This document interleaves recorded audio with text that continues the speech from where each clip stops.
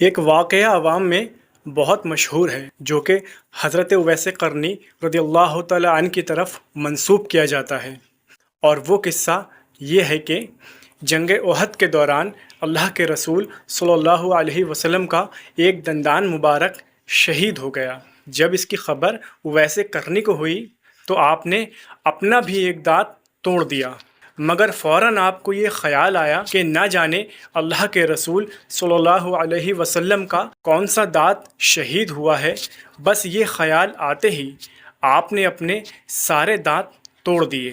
یہ ہے وہ فرضی قصہ کہ جس کو لوگ صحیح سمجھتے ہیں، اور اس جھوٹے قصے کو سچ سمجھنے کی وجہ یہ بھی ہے کہ قوالوں نے اس کو بہت زیادہ بیان کیا ہے، اور اکا دکا خطیب حضرات بھی جوش خطابت میں اس کو بیان کر گئے۔ ارے جسے خبر پہنچی کہ احد میں میرے محبوب کے دانت ٹوٹ گئے، اس نے پتھر لے کے دانت توڑ دیا، اور پھر سوچا کہ معلوم نہیں میرے محبوب کا یہ دانت نہ ٹوٹا ہو، دوسرا ٹوٹا ہو، دوسرا توڑ دیا، اور اس خیال سے کہ کہیں جو ٹوٹا ہے وہ نہ رہ جائے، سارے کے سارے دانت توڑ ڈالے۔ مگر زیادہ تر قوالوں کی وجہ سے ہی عوام میں یہ مشہور ہوا ہے۔ اب چلتے ہیں اس قصے کی حقیقت کی طرف۔ پہلی بات تو یہ ہے کہ اللہ کے رسول صلی اللہ علیہ وسلم کا دانت مبارک شہید ہوا ہی نہیں تھا، بس دانت کے نیچے کا کچھ حصہ شہید ہوا تھا، پورا دانت نہیں۔ اہل سنت کے ایک عظیم امام ملا علی قاری رحمۃ اللہ علیہ اپنی کتاب فضائل اویس قرنی میں فرماتے ہیں، جو کہ اردو ترجمے کے ساتھ شائع ہوئی ہے۔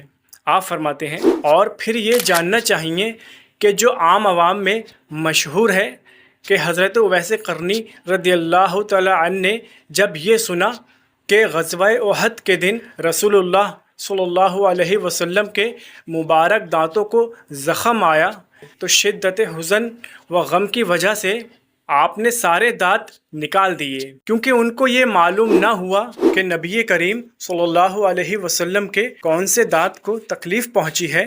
تو علماء کے نزدیک کوئی اصل نہیں ہے۔